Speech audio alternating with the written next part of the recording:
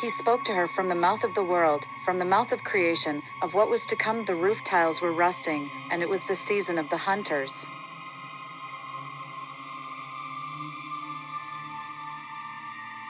For the birds could no longer ascend to the heavens and fly there. Rusting, and it was the hunting season. And hide there they had to slide across the surface.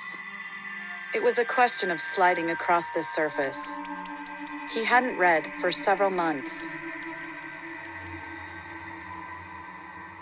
So he continued to what he had to produce, what he had been told to produce, or what he had decided to produce.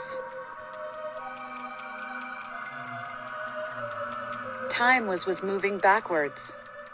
He feared that this was not the end of the story. He couldn't even imagine what it would be like traveling through a star field in the Milky Way. That was how replicators worked. He had no idea what was going to happen. He was thinking about the degradation of life and the need to increase it. The irresistible will that feeds us and kills us. He ran towards her, he came close to her, he said, "I love you. I love you." All it took was for her machine to swallow a large quantity of text, and she could write a new one that was just like her, and that would have the same effect on her.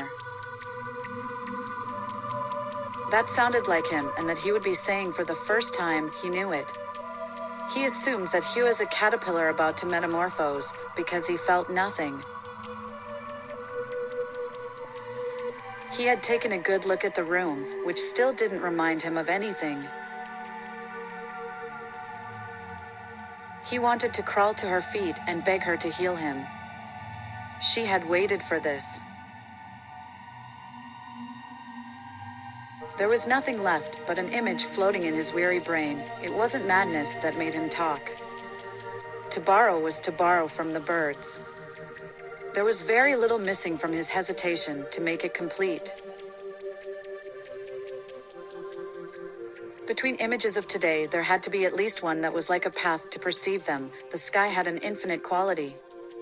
The sky was a solid blue.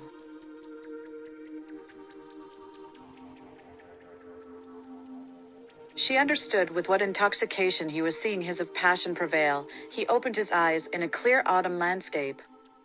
The weather was cheating.